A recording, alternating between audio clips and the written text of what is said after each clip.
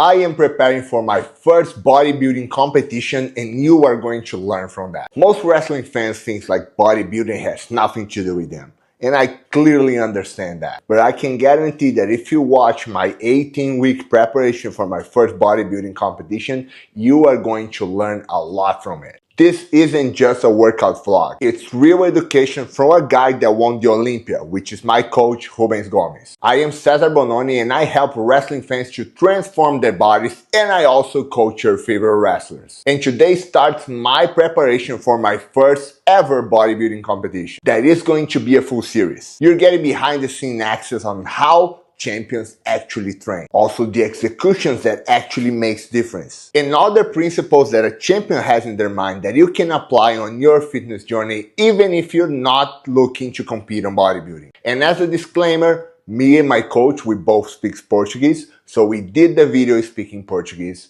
So if the sound sounds a little bit off, it's because it's AI translated.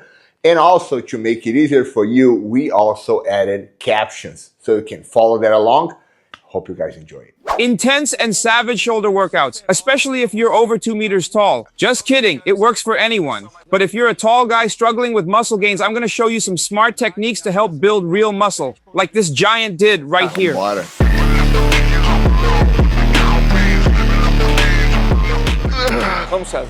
Cezar is preparing to compete for the first time here in the US. He's already a high-level combat athlete, constantly in top condition, but now he's taking on a new challenge, bodybuilding. And being 2 meters tall, that's a disadvantage, right?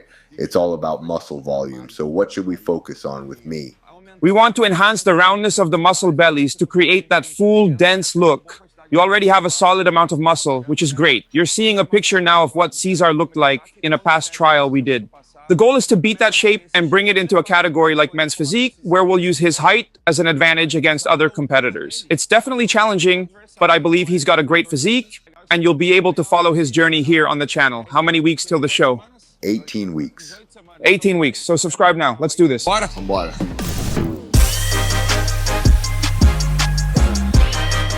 Now when I do lateral raises, let me know what you think. Because of previous shoulder injuries, I have to find the right angle. Not too lateral, slightly forward. I also keep my pinky slightly raised to target the deltoid better and avoid engaging my traps. Yes, that makes sense. There's even a variation I call the Y raise, developed by Joe Bennett. You set a bench at around 75 to 85 degrees to shift the movement from the side to slightly in front, which reduces trap involvement and prevents shrugging. Shrugging activates the traps and removes focus from the delts. And since you're taller, your arms are longer, which increases leverage. So we need to reduce unnecessary strain on supporting muscles and isolate the delts. Exactly, that's why I go lighter with the weights, especially at the start of the workout. Right, it's about proper stimulation. With a tall frame, it's key to use technique and focus to exhaust the muscle. And notice how Cezar moves his arms diagonally, about 45 degrees instead of directly to the sides. That's the correct way to perform lateral raises, and that pinky up grip helps activate the delts even more and minimizes forearm tension, so you're truly isolating the shoulder, not training your forearms when you're trying to hit shoulders. Great, that's the beauty of technique. With proper form, you can reach fatigue without even hitting max weight yet. That's how you get results. And why are we starting with lateral raises instead of overhead press? Because Cezar is huge. His leverages mean it would take a ton of weight to activate the delts properly with presses. Starting with raises allows us to pre-fatigue the delts, get blood in the muscle, and then follow up with overhead movements for more torque without joint strain. That way the shoulders are already fired up and we protect the joints. Vamos. 4. Boa. Guerreiro. 3. Pouquinho de coração agora. 2. Vai. 2. Vai. 1. Boa. 3 sériezinhas já ativou.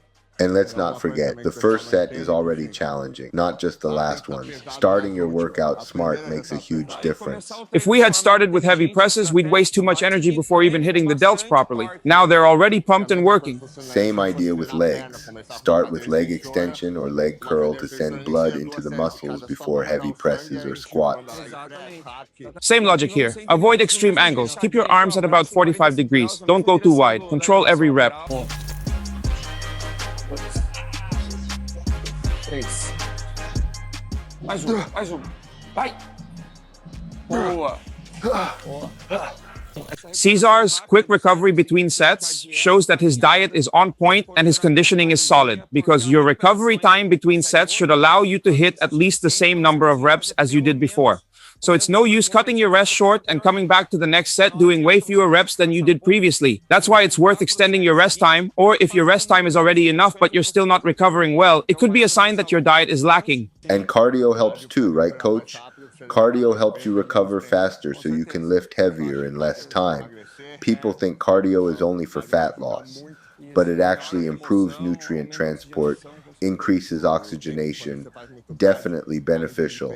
And when you do a lot of cardio, especially at different heart rate zones, you're training your body to recover faster. For example, in this set, my heart rate probably spiked to 120 to 130 beats per minute, maybe even higher. If I can bring it back down to 90 beats per minute in 1 minute, that's excellent. That way I keep my heart rate around 90 throughout the session and average around 110 by the end. So do your cardio. Boom, boom, boom, boom, boom, boom. Maintain proper form and control your tempo. That's important. There's no point in trying to hit a higher rep count if you completely lose your biomechanical form. That just exposes your joints to injury and eventually your body is going to make you pay for it. Failure happens when you lose form, especially when training smaller muscles like the deltoids. Once your form breaks, there's no reason to keep pushing.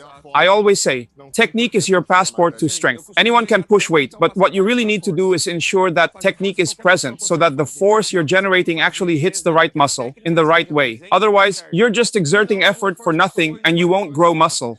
And a lot of people don't get it. They say, I just want overall strength. But when you build focused strength in small muscles, then another and another, your overall strength increases as well. Now, this next movement is great, but a little awkward to assist on camera. Let's keep it PG. But wait, didn't he just do an overhead press? Why another one? The first one was free weights, more range of motion, more joint stability involved. This one is a machine. It fixes the movement and allows focused strength output. Even if it's the same general movement, the muscle activation differs due to biomechanics and loading. Hypertrophy equals mechanotransduction, which means applying mechanical tension to the muscle for extended time. We use similar exercises to hit the muscle slightly differently and create hypertrophy.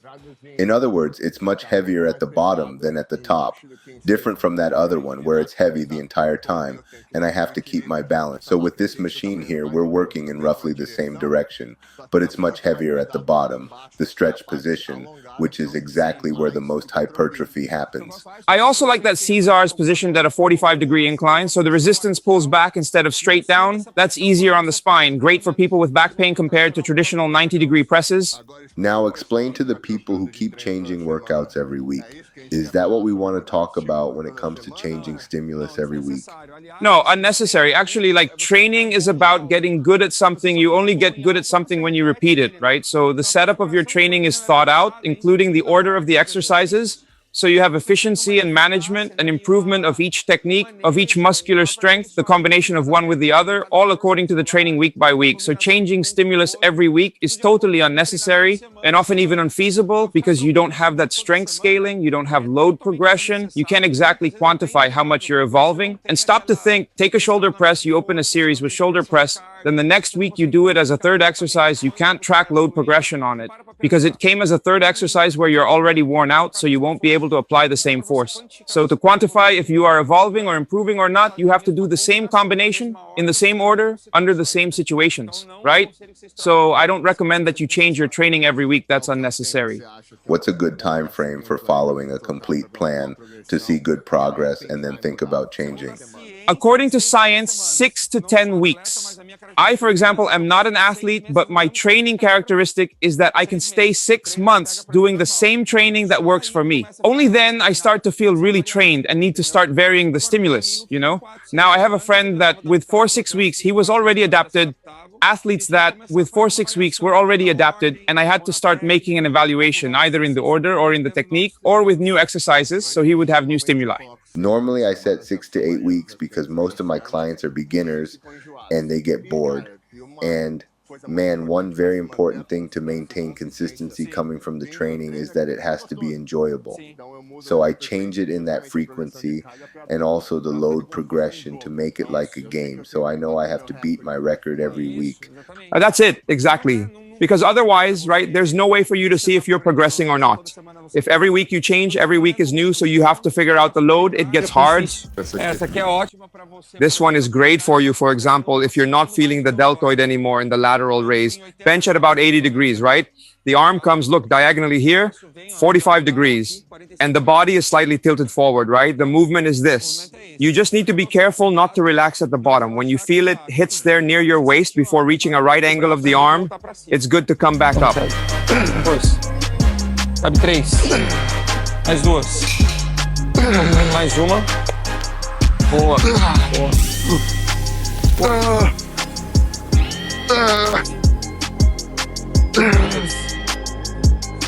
Mais uma. Vai.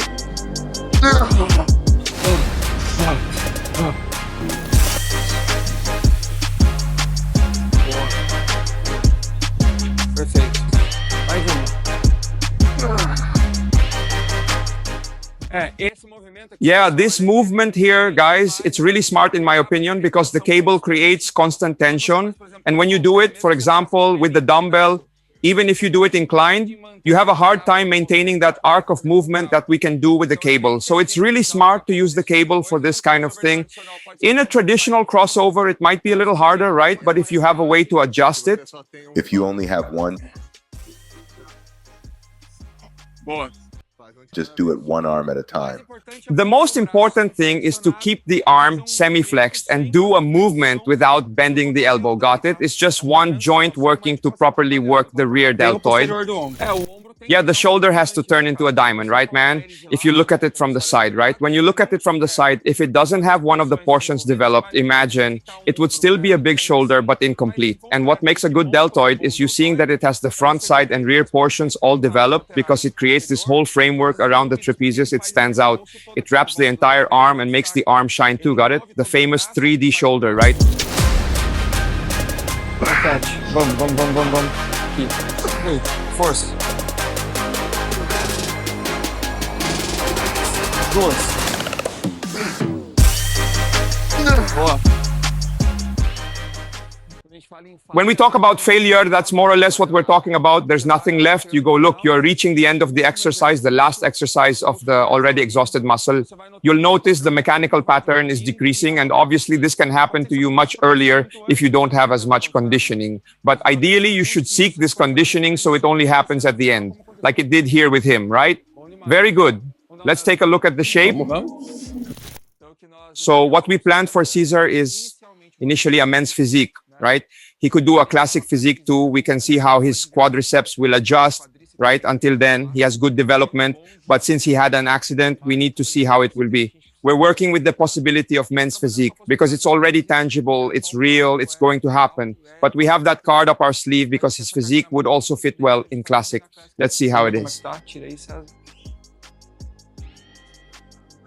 The BF is good, man. Look, with the pump, it gave a lot of width. Hit the lat spread. There. Excellent. Put your hand on your waist. Hit a side pose. Keep in mind that he has never been a bodybuilding athlete. Okay, folks? So he doesn't pose yet like a professional athlete. That's the back shot, dorsal position. Do a rear double biceps.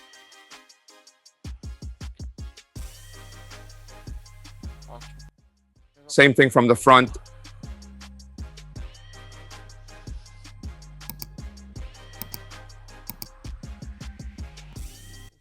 Excellent.